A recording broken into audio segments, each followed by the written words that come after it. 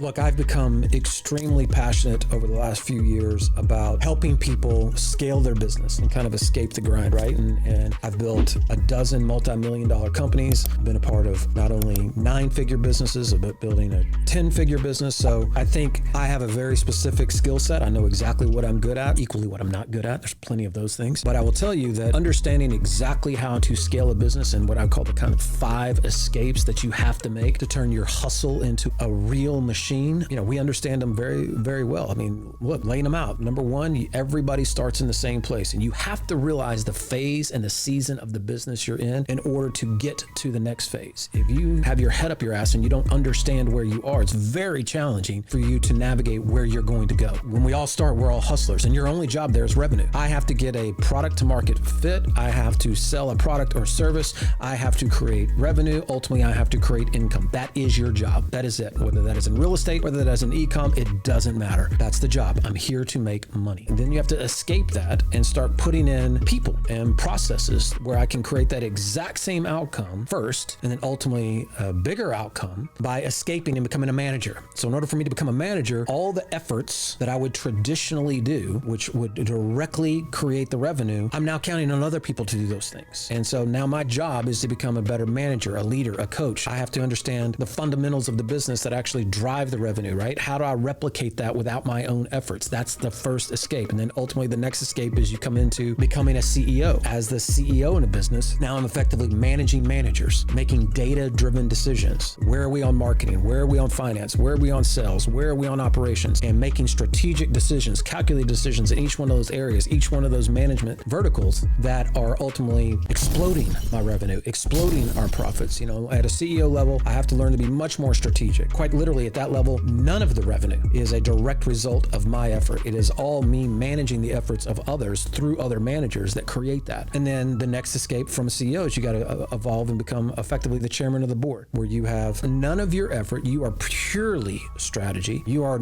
no direct reports, nothing outside of the CEO. You are in a lot of those cases, either the sole or the majority shareholder of the company. And your wisdom, your experience, your expertise from a strategic level is extremely valuable to the company, but none of your direct efforts or decisions, quite frankly, are being passed down through the organization. It is the CEO. It is their job to run the organization. It is your job to effectively coach that CEO and help them get to the next level. And then the very last escape is where you are just simply the investor. Be the largest shareholder, get the hell out of the way. Nothing's going on.